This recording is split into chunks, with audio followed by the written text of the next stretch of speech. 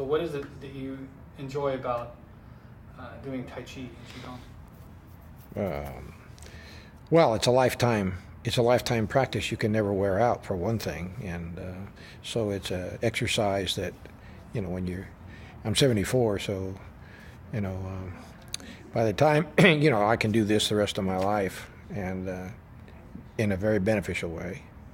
But that's not why I started. I started because I had a bad hip, and it was turning me into a clumsy, sedentary, much older man than I wanted to be. And I had traveled in the Orient, and I saw Tai Chi on the street corners. And so then we heard about this class that was offered, so my wife and I started.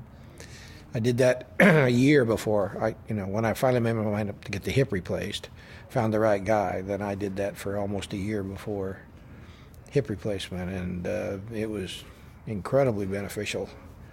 And in terms of recovery time, it was, if I hadn't done that, it would have been a whole lot different surgery, post-surgery. But, so, that's how I got started, and now I'm hooked. What is it that keeps bringing you back if you're hooked?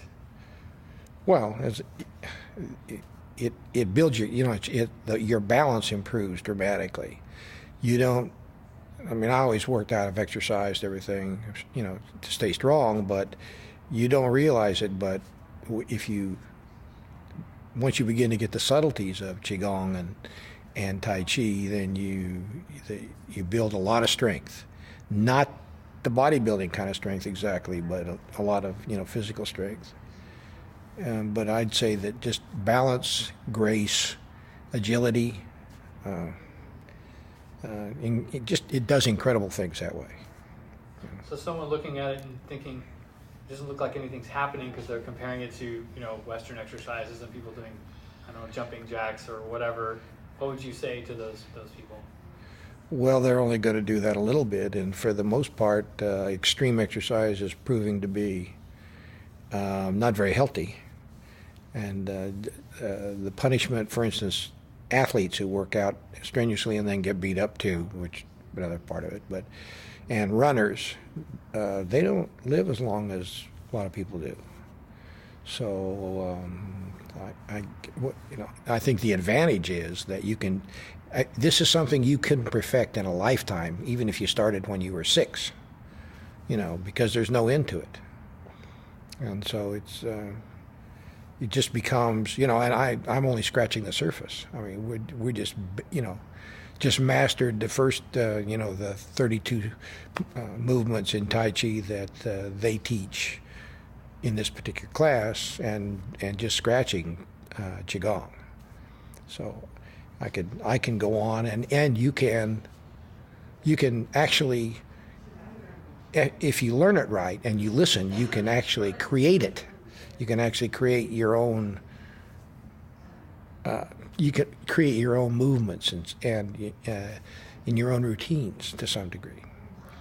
So you're not just following rules; you actually get to be creative. You can be. You can be. I'm not to the point where I should do that yet, but yeah. But you can see it. I can see it. Oh yeah. And to some degree, you do customize. When you get through like the 32 steps they're using in the form that they're teaching, sometimes you begin to realize that you do individualize it a little bit. And it has to do with your physique, has to do with your body, your limitations, all the abuse that you put yourself through to get my age, and things like that. But I've got a lot of Class A personality friends, Western Class A personality friends, and they I don't believe very few will ever adapt to develop the patience. We want instant gratification. 2.5 years later, with a lot of benefit in between, I'm a neophyte, but with no limitations, just because of age.